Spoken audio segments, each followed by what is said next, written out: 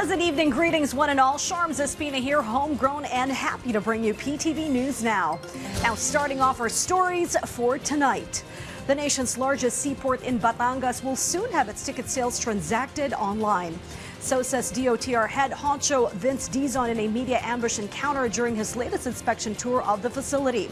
His move to transition to an e-ticketing system is past due. Batangas Port has for some time now drawn passenger and public ire for its long queues, horrendous or extended waiting hours, and the irritating and growing presence of unauthorized guides and self-appointed aides who more often than not scam or squeeze as much money as they can from unwitting tourists and travelers.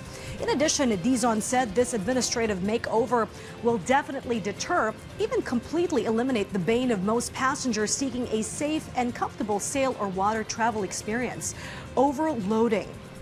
Electronically generated tickets affords the Maritime Industry Authority, or Marina, the Philippine Ports Authority, or PPA, and Philippine Coast Guard more accurate monitoring of excessive payload or passenger capacity for each one-way trip.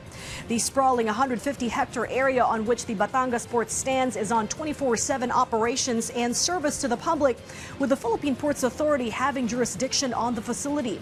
An estimated 1.73 million passengers are expected to transit to and from and swamp the port this Holy Week, up 3.5% from last year's figure of 1.67 million port patrons. The e-ticketing setup is scheduled to kick off later on in December. Now, road warriors and those getting behind the wheel next week for trips in and out of the megacity, listen up.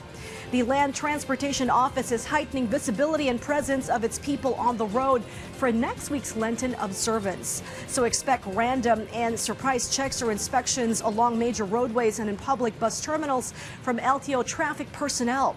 In a region-wide communication, Land Transportation Office Chief Vigor Mendoza II instructed his regional directors and other authorities to draw up and prep necessary road safety initiatives for the massive Lenten migration out of the megacity next week.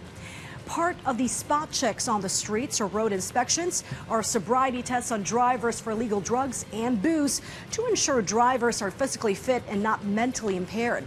LTO personnel will also have presence in roads leading to seaports and airports and receive assistance or backup from local government units.